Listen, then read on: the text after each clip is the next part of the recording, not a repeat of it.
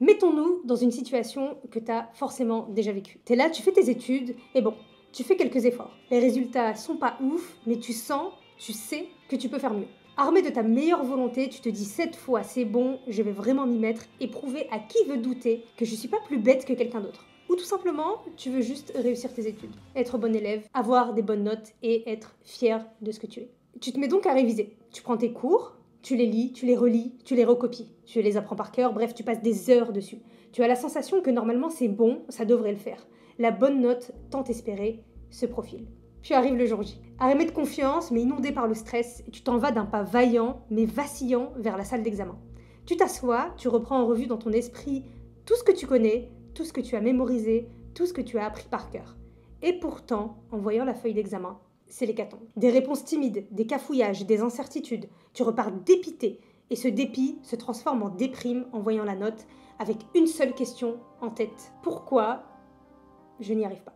L'objectif ici, c'est de démontrer que c'est pas les points de QI qui te font défaut, mais autre chose. Un concept simple que l'on a tous en nous de façon innée, qui est ancré dans la nature humaine, mais qui disparaît mystérieusement dans le cadre scolaire, la cohérence. Mais avant ça, on a besoin de faire un petit flashback et de retourner dans ton enfance. Les souvenirs sont flous pour la plupart d'entre nous, mais ça reste une période marquante, l'école primaire. On est là, on sort de maternelle, on a passé notre vie à jouer, et là on nous dit « Frérot, cette vie c'est terminé, tu vas apprendre à lire et à écrire, et tu vas commencer à servir à quelque chose dans cette société. » Tu sais, l'un des pires souvenirs de primaire, c'est quoi? Tu sais, c'est les fameux cahiers brouillons, un peu jaune, marron à l'intérieur, avec les tables de multiplication à la 4e de couverture. Ça annonçait la couleur, tout ça. Et là, ça ne s'arrête plus. À chaque étape franchie, une montagne à gravir toujours plus grande.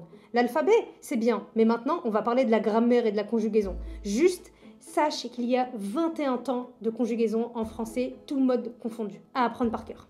Bonne chance. Les chiffres, combinés, ça donne des nombres. Et ces nombres, tu peux les calculer de 4 manières différentes. Des fois, il y a des virgules, des fois, ils sont l'un en dessous de l'autre. Des fois, on les connaît même pas. Du coup, on met X. Mais pour l'instant, on va rien te dire sur ça. On va surtout te faire apprendre les tables de multiplication par cœur. Après, on va te faire apprendre des poèmes par cœur. Maurice Carême, tout ça. Maître Corbeau sur un arbre perché. Tu connais la suite. T'as aussi l'histoire de l'humanité à apprendre par cœur. Mais bon, on va commencer par celle du pays déjà. Les noms des rois par cœur, les règles de grammaire par cœur, les planètes du système solaire par cœur. Bref, tu as compris, un seul mot d'ordre par cœur. Jusque-là, rien de grave, c'est le socle des fondamentaux. Et globalement, il faut les connaître par cœur parce que ça va vachement te servir pour la suite de tes études. Mais le problème dans tout ça, c'est que ça façonne notre vision de l'apprentissage. Parce que après, dans notre esprit, apprendre, c'est mémoriser par cœur. C'est pas si gênant en primaire, mais au collège, on commence déjà à voir que ce système a des limites.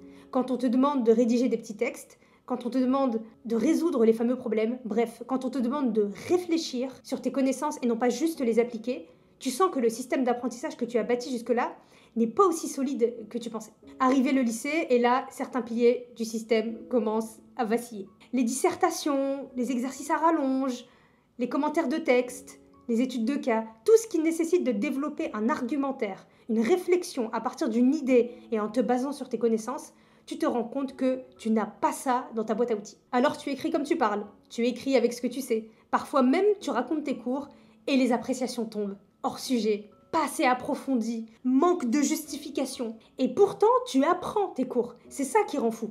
Et enfin, les études universitaires. Le milieu académique, il est là pour détruire tout ce système que tu avais bâti avec tant de fierté depuis l'école primaire, et tu commences à te poser la fameuse mauvaise question. Est-ce que je manquerai pas d'intelligence? Est-ce que c'est trop dur pour moi? Est-ce que j'ai atteint mes limites en termes de capacité intellectuelle? On ne peut pas s'empêcher de se poser cette question, c'est normal. On a épuisé toutes nos ressources en termes d'apprentissage, tous nos efforts, on a appris, révisé encore et ça ne fonctionne pas. C'est que le problème, il vient forcément de nous. Qu'on n'a pas le cerveau d'Einstein, qui nous manque des points de QI, bref, tout ça. Tu commences à le comprendre, le problème réside principalement dans notre vision de l'apprentissage. On a construit un système utile, mais qui se révèle rapidement inefficace dans d'autres circonstances, et on espère qu'un jour il puisse le devenir, alors que non, il est juste pas adapté pour ça. Si je devais te donner une comparaison très simple, c'est comme si ta vision du bricolage, elle se résumait à un tournevis. Avec un tournevis, tu peux visser des vis, mais planter un clou, c'est un peu plus compliqué. Tu peux utiliser le manche du tournevis pour planter le clou se plante lentement, il se tord, bref, ça va être la galère. Mais tu mets ce problème sur le compte de ta force physique. Peut-être que je tape pas assez fort, Peut-être que je mets mal mon poignet sur le manche. Peut-être que je tape pas assez bien. Non, le problème, c'est que le tournevis n'est pas fait pour planter des clous. Et pour ça, il faut un marteau. Ça paraît être du bon sens, mais la question du bon sens dans l'apprentissage, on va le voir un petit peu plus tard. Avant ça, il faut qu'on dise les termes. Du moins, il faut qu'on les redéfinisse. Parce que ça veut dire quoi, apprendre? Dans l'esprit de la plupart des élèves que j'ai, apprendre, mémoriser et réviser, ça veut globalement dire la même chose. Il faut comprendre que l'apprentissage et la mémorisation, ce sont des processus, ce ne sont pas des actions. Et pour que tout soit plus clair pour toi, je t'ai fait un petit schéma. Schématisons ensemble le processus d'apprentissage. Tu arrives en cours, tu te mets devant ton cours et tu commences tout d'abord à décoder, déchiffrer l'information. Tu écoutes ton prof, tu lis le cours, bref, tu t'imprègnes des informations qui arrivent vers toi pour les traiter. Ensuite, pour pouvoir bien les assimiler, tu sais que tu as besoin de comprendre ce que tu viens d'encoder comme information. Ici, le focus il est mis sur le sens, le fond, pour que tu puisses comprendre ce que l'on est en train de t'enseigner comme nouveauté. Jusque-là, comme tu peux le constater, on ne parle pas encore d'apprendre ou de mémoriser. Ensuite, pour vérifier que ces infos sont claires pour toi, on va te proposer de les mettre en application. Études de cas, des textes à lire, des graphiques, des exercices, des échanges, des questions. Bref, le but c'est que tu arrives à capter dans quel moment, quelle situation ces notions se reflètent et dans quelle situation on peut te demander de les mobiliser. Enfin, parce que la maîtrise d'un sujet, elle vient pas sans répétition, on va te proposer de réviser les notions. Des exercices pratiques, des annales, des examens types. Là, tu vas pouvoir voir si tu es capable d'appliquer ces notions sans les avoir devant toi, avec la force de ta mémoire et le degré de ta maîtrise de ces dites infos. Tout ça, là, c'est apprendre. Tout ça, c'est aussi mémoriser. Exception faite de la compréhension, tu vas tout de suite comprendre pourquoi. La mémorisation, elle est inhérente à l'apprentissage parce que quand on apprend, on mémorise forcément. Et le contraire, il n'est pas forcément vrai. On peut mémoriser des infos sur des choses sans avoir de connaissances ni même de maîtrise sur le sujet, ni même avoir aucune compréhension du sujet. Tu peux mémoriser un jeu de cartes par cœur, ça ne veut pas dire que tu sais jouer au poker ou à tous les jeux de cartes qui existent. Tu peux mémoriser les différents pions aux échecs et leur rôle, et même leurs mouvements, mais ça ne fait pas de toi un maître aux échecs. Dans l'apprentissage, il y a la notion de maîtrise. Dans la mémorisation, il y a la notion de retranscription. Je ne dis pas que la mémorisation, elle est inutile dans les études, parce que la mémorisation, elle fait partie de l'apprentissage. Quand on comprend de quoi on parle, quand on sait de quoi on parle, on mémorise encore mieux le savoir qu'on apprend. Et là, tu commences peut-être à voir ce qui peut faire défaut dans notre système d'apprentissage durant notre cursus scolaire. Notre système d'apprentissage, il est incomplet. Quand tu avances dans le système scolaire, en particulier au lycée et durant les études supérieures,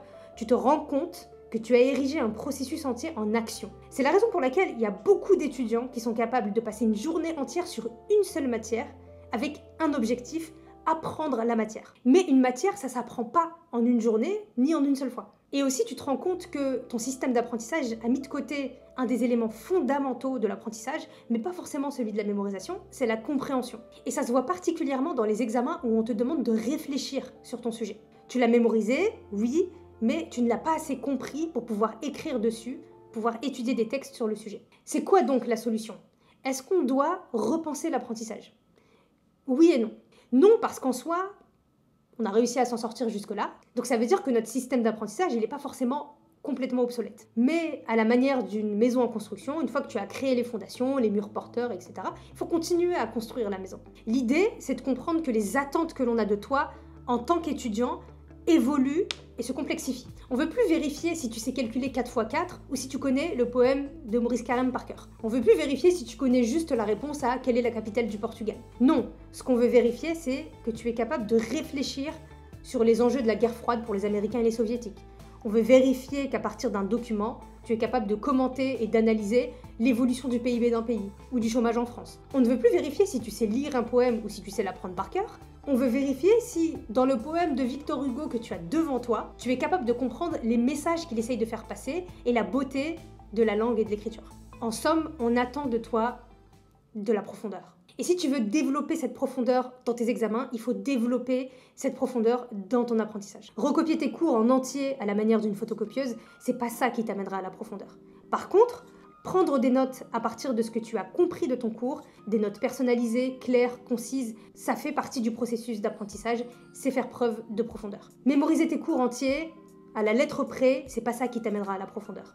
Par contre, dégager les informations d'un cours dans une synthèse claire via une fiche de révision ou un mind mapping, ça, c'est faire preuve de profondeur. Comprendre que pour maîtriser un sujet, ça demande du temps et que c'est plus efficace de revenir sur son cours plusieurs fois par semaine plutôt que de tenter de l'engloutir en une seule fois dans une seule journée, c'est comprendre que l'apprentissage, c'est un processus, c'est pas une action. Alors pour réussir tes examens, il faut que tu partes de tes examens. Regarde en quoi ils consistent, la forme, comment on veut te tester, et construis ta stratégie de révision à partir de ça. Tu as une dissertation, alors entraîne-toi à faire des plans de dissertation chez toi en plus de connaître ton cours. Tu as une série d'exercices, alors entraîne-toi à faire des exercices de perfectionnement, des examens types en focalisant ton attention sur tes erreurs. Tu as une étude de cas, alors entraîne-toi à analyser des textes, des documents pour en tirer les informations nécessaires à son étude. Apprends à prendre des notes plutôt que de recopier. Apprends à synthétiser au lieu de juste mémoriser. Apprends à comprendre au lieu de juste déchiffrer. Car là, c'est le moment d'arrêter la boulimie intellectuelle. On veut vérifier que tu sais de quoi tu parles, pas si tu es capable d'engloutir une quantité d'informations qui font pas sens pour toi. Enfin, et on va terminer là-dessus, en vérité, tout ça, c'est une question de bon sens. Si tu as une compétition de foot, tu vas pas t'entraîner pour cette compétition en allant nager. Les études, c'est comme un décathlon en athlétisme. Plusieurs épreuves qui font partie du domaine de l'athlétisme, mais les épreuves, elles te demandent pas les mêmes compétences et les mêmes entraînements. Il y a clairement une différence entre le 110 mètres haies et le lancer de javelot. Courir, oui, c'est de l'athlétisme, mais c'est pas suffisant pour réussir le décathlon. Globalement, c'est la même chose dans l'apprentissage. Malheureusement, je sais pas pourquoi, mais la notion de bon sens, elle disparaît complètement quand on parle d'études et de scolarité. Alors qu'en fait, c'est la même chose. Il suffit juste de se demander ce qu'on attend de nous à l'examen pour commencer à mettre en place les actions cohérentes et efficaces pour réussir les examens. En somme, quand tu es devant tes cours, ne te contente pas de te dire qu'il faut que tu l'apprennes et que c'est la seule chose qu'on attend de toi. Pose-toi les bonnes questions pour mettre en place les bonnes actions. Et je sais pas si tu as remarqué, mais à aucun moment dans la vidéo, on a parlé d'intelligence. Parce qu'en fait, c'est un non-sujet. C'est même pas le sujet. Personnellement, aucun doute sur l'idée que tu es capable de réussir tes études, que tu es capable de comprendre tes cours et que tu es capable de réussir tes examens. J'ai aucun doute sur l'idée que tu as les capacités intellectuelles, tu as largement les compétences et l'intelligence de pouvoir réussir. Donc en vérité, ça sert à rien d'en parler. Maintenant qu'on sait ça, on va reprendre la situation du début. T'es là, tu fais tes études et bon, tu fais quelques efforts. Les résultats sont pas ouf, mais tu sens, tu sais que tu peux faire mieux. Armé de ta meilleure volonté, tu te dis, cette fois c'est bon, je vais vraiment m'y mettre, et prouver à qui veut douter que je suis pas plus bête que quelqu'un d'autre. Ou simplement, tu veux juste réussir tes études, être bon élève, avoir des bonnes notes et être fier de ce que tu fais. Tu te mets donc à réviser. Tu regardes en quoi consiste l'examen, les connaissances qui sont attendues. Ok, à partir de là, tu fais un état des lieux global de ton cours. Nombre de parties, les notions à connaître, le temps dont tu disposes. Tu sais que tu vas commencer par reprendre le cours en prenant note des notions importantes. Tu mets de côté ce que tu comprends pas pour ensuite dédier un temps pour ces notions-là, faire des recherches et faire en sorte que tout soit clair. Tu compiles le tout dans une fiche, dans quelque chose de synthétique, un mind mapping, qui te permet d'avoir l'essentiel. En plus, c'est cool parce que en le faisant, tu travailles, tu apprends, tu étudies aussi. Tu fais quelques exercices pour vérifier que tu te rappelles bien des notions, puis vient le temps de s'entraîner avec des exercices ou des tests qui ressemblent à l'examen. Tu étales ça sur tout le temps qui te reste, en faisant quelques sessions de révision et d'entraînement plusieurs fois par jour, jusqu'au jour J.